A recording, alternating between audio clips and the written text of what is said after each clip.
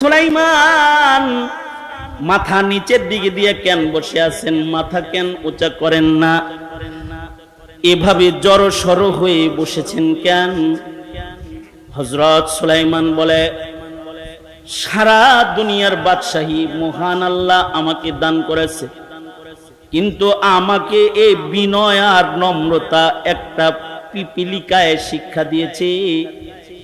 আমার এই বিনয় আমি শিক্ষা গ্রহণ করেছি একটা পিপিলিকার কাছ থেকে। আল্লামানি নামলাতুন, একটা পিঁপড়ায় আমাকে মাথা নত করা শিখাইছে। ওই কেমনে? ওই যে পিপিলিকার সাথে আমি কথা বলতেছিলাম, ইয়া আইয়ুহান নামলা, এই পিঁপড়া, তোর যা মনে চায় তা আমার কাছে চা, কারণ আনাল মালিক, আমি হলাম বাদশা, সারা দুনিয়ার বাদশাহী আল্লাহ আমাকে দিছে।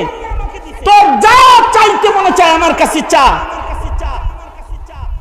ঠিক আমি তোকে দেব, তোরে খুশি করে দেবো। আমি তোর উপরে খুশি হয়ে গেছি, চা একটা কিছু। তো হযরত সুলাইমান বলে, আমি যখন পিঁপড়ারে বলছি আমি বাদশা, তুই আমার কাছে কিছু চা, যা চাবি আমি তা তোরে দিব।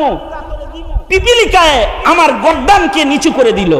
আমি যে আনাল মালিক বলেছিলাম, আমি নেতা, আমি বাদশা এটা বলেছিলাম, আমার গর্দানকে নিচু করে দিল।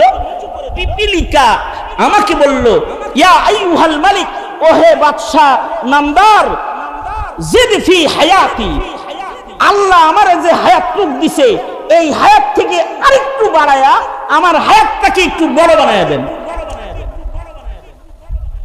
সুলাইমান আলাইহিস সালাম বললেন, হে যখন হায়াত চাইছে তখন তো আমি নাই।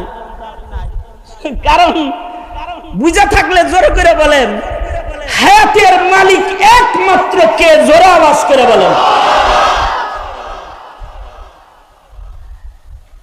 সুলাইমান নবীর কাছে তার হায়াত নাই, এছাড়া অন্য আর কিছু চাও, অন্য কিছু চাও। পিপিলিকায় কয়, তাহলে আইয়ুহাল মালিক জিদ ফি রিজকি, ও বাদশা আপনি আমার রিজিক বাড়ায়া দেন।